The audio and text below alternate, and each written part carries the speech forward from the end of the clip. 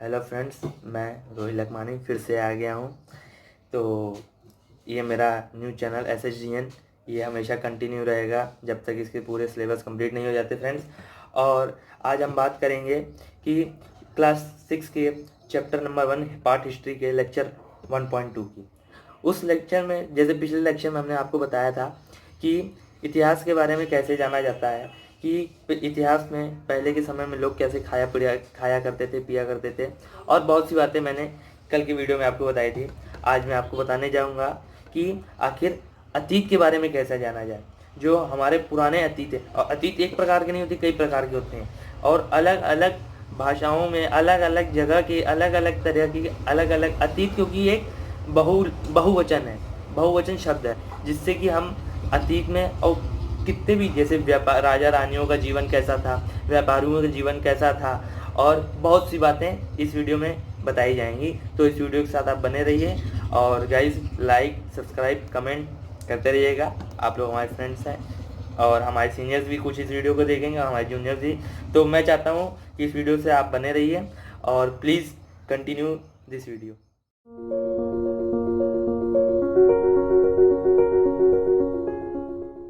तो गाइस, आज हम बात करेंगे कि अतीत के बारे में कैसे जाना जाए। तो यही सी बात है, जब आप अपने दादा वगैरह से पूछेंगे कि दादा आपको अपने जीवन में क्या क्या कैसे हुआ, आपका जीवन कैसा था, आपका लाइफ स्टाइल कैसा था, तो वो अपना लाइफ स्टाइल बताएंगे। और बस यही है आपका अतीत। अतीत किसको कहते हैं? अतीत का मतलब है कि जब लोग पुराने समय में कैसे रहा करते थे, राजा रानियों का अतीत कैसा हुआ करता था, व्यापारियों का अतीत कैसा हुआ करता था, वो लोग क्या बेचा करते थे, क्या बनाया करते थे। जैसे आज के समय में फैक्ट्री है, तो उस वक्त क्या था, तो वही उसी को अतीत कहते हैं। लेकिन जब इतिहास की बात करते हैं, इतिहास में क्या बताया गया है अतीत के बारे में, तो इतिहास में ये सब बताया गया है। सबसे पहले भाषाओं के बारे में बताया गया है इतिहास में, अतीत के बारे में, कि आखिर जो भाषाएं थी, लोग उनको कैसे समझे, कैसे क्या हुआ, वो सारी बातें उन्होंने अतीत में बताई है, इतिहास के माध्यम से देखा जाए तो। इनमें ये बात है, उनमें पहला तरीका ये है कि इतिहास में जो लिखी गई पुस्तकें हैं उनको पढ़िए, या उनको पढ़ के हम ये सारी बातें जान सकते हैं कि आखिर अतीत कैसा था। तो ये जो पुस्तकें हुआ करती थी, जो अतीत की पुस्तकें जो लिखी गई हैं, वो हाथों से लिखी जाती थी। और जो पुस्तकें हाथों से लिखी जाती हैं उनको हम एक ही नाम कहते हैं, एक ही शब्द कहते हैं। उसको हम कहते हैं हिंदी में पांडुलिपि, अथवा अंग्रेजी में मैन्युस्क्रिप्ट नाम दिया गया है। और होता क्या है, जो मैन्युस्क्रिप्ट नाम दिया गया है वो एक लैटिन शब्द है। और ये जो शब्द, लैटिन शब्द जो है, इसको जो है हिंदी, यानी हिंदी में इसका अर्थ है हाथ से लिखी गई बातें, या फिर हाथ से लिखे गए कुछ शब्द। तो उनको उनको हम क्या कहेंगे? उनको हम कहेंगे मैन्युस्क्रिप्ट,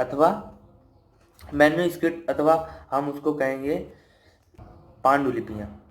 यह पांडुलिपियाँ ताड़ापात्रों अथवा हिमालय क्षेत्र में उगने वाले भुर्ज नामक पेड़ की छाल से विशेष तरीके से भोजपात्र पर लिखी मिलती हैं। इनमें और ये जो कहाँ मिलती हैं कि हिमालय क्षेत्र के भोजपात्र के भुजों, यानी जो वो बड़े बड़े पेड़ हुआ करते थे, उनकी शाखाओं, यानी उनकी जो भुजाएं होती थी, वहाँ पे ये मिला करती थी। और होता क्या था कि जो पुरानी पांडुलिपियां हैं उनमें से कई पांडुलिपियां अभी नष्ट हो गई हैं, क्योंकि उसका कारण ये है कि वर्षा होने के कारण उनमें कीड़े लग जाते थे, क्योंकि ये लकड़ियों वगैरह पे लिखी जाती थी, जो उनकी भुजाएं हुआ करती थी पेड़ों की, उन पे लिखी जाती थी। और बारिश वगैरह होने के कारण, यानी वर्षा वगैरह होने के कारण जिनमें कीड़े लग जाते थे, और उनके कारण ये नष्ट हो जाते थे। होता क्या था गाइस, अभी भी कुछ बहुत सी पांडुलिपियां अभी भी उपलब्ध हैं, कराई गई हैं। और यहाँ पे जब बात होती थी, जब पांडुलिपि की भाषा क्या थी, तो सबसे पहले जो पांडुलिपियाँ थी वो उन संस्कृत भाषाओं में लिखी जाती थी, भारत की बात करें तो होता क्या था, जब भारत में ये मिलती पांडुलिपियाँ, जब जो बड़े विद्वान हुआ करते थे उन्होंने इस बात का पता लगाया कि उन्होंने इस भाषा का पता लगाया, संस्कृत भाषा का। तो आज भी मानते हैं कि जो सबसे प्राचीन भाषा है वो हमारी संस्कृत है। और गाइस, और ये जो पांडुलिपियाँ ये आपको कहाँ कहाँ मिलेंगी? ये जो अभी बहुत से उपलब्ध पांडुलिपियाँ हैं, ये आपको मंदिरों में और बिहार के क्षेत्रों में अधिकतर मिलेंगी। और होता क्या है कि ये जो पांडुलिपियाँ हैं, इनकी विशेषताएं क्या हैं, इन पांडुलिपियों की विशेषताएं क्या हैं, और इनमें क्या क्या लिखा है, किस किस बारे में क्या लिखा है, क्या चर्चित की गई है, क्या क्या बातें दिखाई देंगी, तो आज उन पे हम बात करते हैं। इन पुस्तकों में धार्मिक मान्यताओं व व्यवहार, राजाओं के जीवन, औषधियाँ तथा विज्ञान आदि सभी प्रकार के विषय भी चर्चा मिलते हैं। इनमें अतिरिक्त हमारे यहाँ महाकाव्य, कविताएं तथा नाटक भी हैं। इनमें से कई संस्कृत में लिखे हुए मिलते हैं, जबकि अन्य प्राकृत और तमिल है। यानी प्राकृतिक और प्राकृतिक भाषा का प्रयोग आम लोग करते हैं, यानी जो हम जैसा बहुत से आम लोग होते हैं वो प्राकृत भाषा का प्रयोग करते हैं। किसके लिए?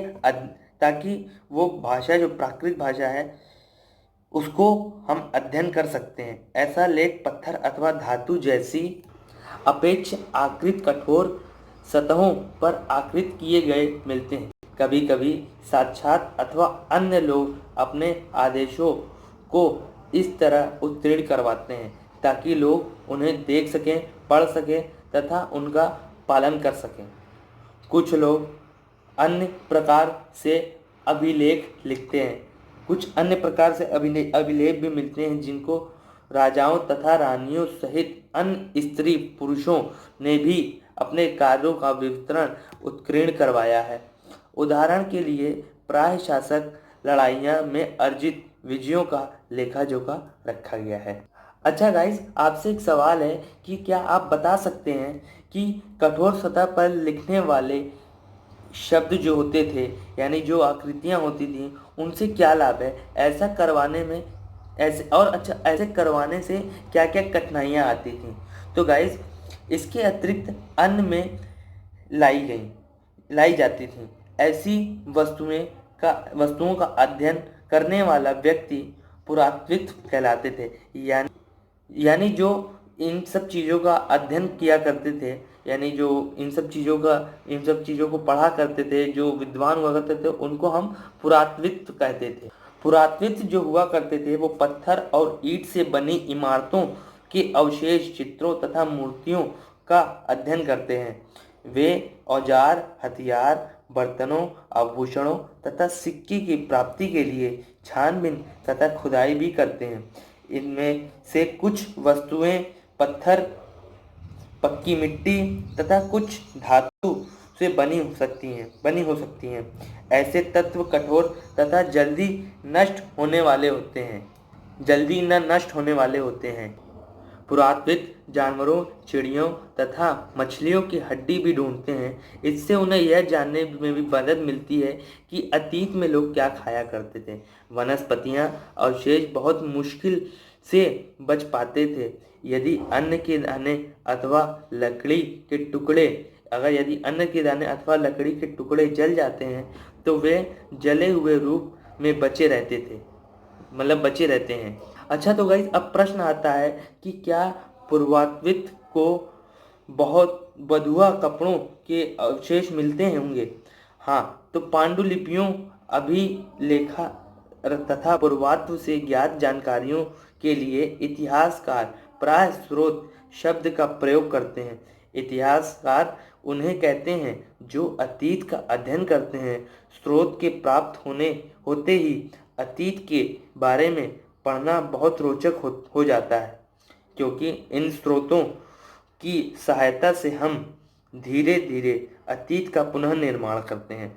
अतः दोस्तों, फ्रेंड्स, पुनः निर्माण करते हैं। अतः इतिहासकार तथा पुरातत्विद उन जासूसों की तरह हैं जो इन सभी स्रोतों का प्रयोग सुराग के रूप में कर अतीत को जानने का प्रयास करते हैं।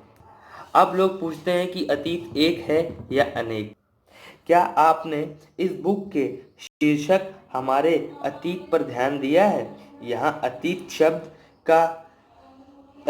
का प्रयोग बहुवचन है। जैसा कि गाइस मैंने पहले ही बताया था कि अतीत एक बहुवचन शब्द के रूप में माना जाता है। और गाइस, यहाँ अतीत के अनेक शब्द हैं, अतीत के बहुवचन शब्द हैं तथा ऐसा इस तथ्य की ओर ध्यान दिलाने के लिए किया गया है कि अलग अलग समूह के यानी जैसे हमने बताया कि अलग अलग लोगों के, अलग अलग समूह के लोगों के लिए इस अतीत के मायने थे। यानी किसी जैसे व्यापारियों का अतीत कैसा था, राजा और रानियों का अतीत कैसा था, और कृषि जो कृषि यानी फार्मर्स हुआ करते थे उनका अतीत कैसा था, उन्होंने कैसे एग्रीकल्चर, और बहुत सी बातें हैं। जैसा कि हम आज भी देखते हैं कि अलग अलग हिस्से में लोग अलग अलग व्यवहार और रीति रिवाजों का पालन करते हैं। उदाहरण, आज हम अंडमान द्वीप के अधिकांश लोग अपना भोजन मछलियां पकड़कर शिकार करते तथा फल फूल के संग्रह द्वारा प्राप्त करते हैं। इसके विपरीत शहरों में रहने वाले लोग खाद्य आपूर्ति के लिए अन्य व्यक्तियों पर निर्भर करते हैं। इस तरह के भेद अतीत में भी विद्यमान थे। इसके अतिरिक्त एक अन्य तरह का भेद है। उस समय शासक अपनी विजयों का लेखा जोखा रखते थे। यही कारण है कि हम उन शासकों तथा उनके द्वारा लड़ी जाने वाली लड़ाइयों के बारे में जानते थे, जबकि शिकारी, मछुआरे, संग्राहक, कृषक अथवा पशुपालक जैसे आम आदमी प्राय कार्यों का लेखा जोखा नहीं रखते थे।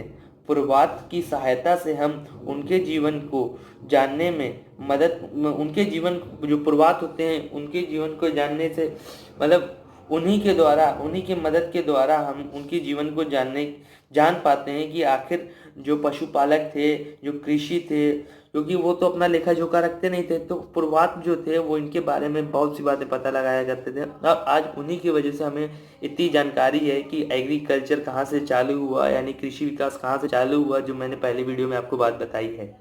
हालांकि अभी भी इनके बारे में बहुत कुछ जानना बाकी है। तो गाइस, अब बात करते हैं तिथियों का मतलब। यदि आपसे कोई व्यक्ति तिथि के बारे में पूछे तो शायद आप यही कहोगे कि तिथि का मतलब होता है तारीख, माह, वर्ष, जैसे कि 2000 या इसी तरह का कोई वर्ष बताओगे।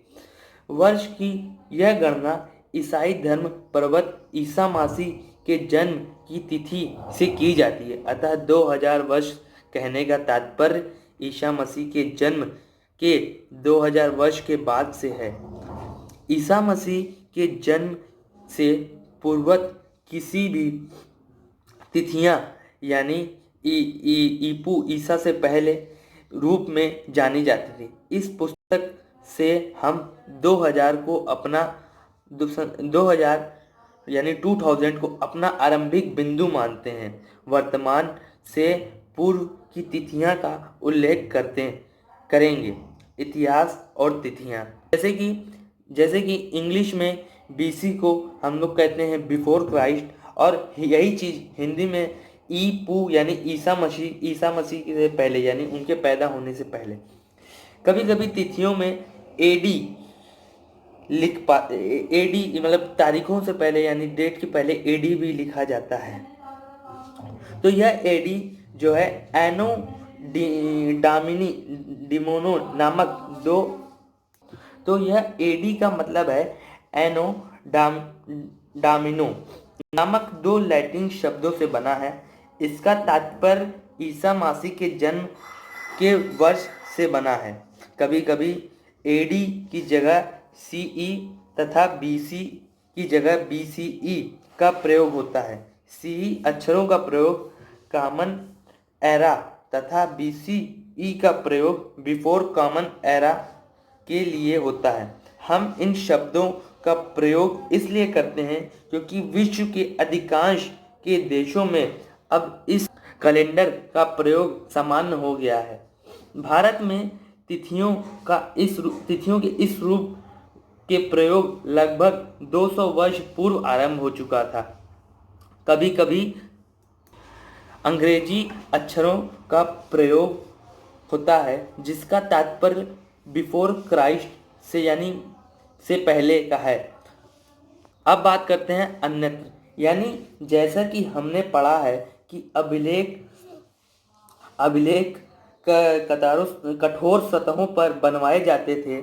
इनमें से कई अभिलेख कई वर्ष पूर्व भी लिखे गए हैं और जितने भी अभिलेख हैं उनमें लिपियां और भाषाओं का प्रयोग किया गया है। समय समय के साथ साथ अभिलेख में प्रयुक्त भाषाओं तथा लिपियों में बहुत बदलाव आ चुका है। विद्वान ने अच्छा ये बताइए गाइस कि विद्वान ने यह कैसे जाना कि आखिर ये लिखा क्या है, यानी जो पहले की भाषाओं में लिखा जाता था तो जो विद्वान थे उन्होंने कैसे जाना कि आखिर ये क्या लिखा गया है। तो आइए उस बारे में थोड़ी बात कर लेते हैं। तो गाइस इसका पता अज्ञात लिपि का अर्थ निकालने की एक प्रक्रिया द्वारा लगाया जा सकता है।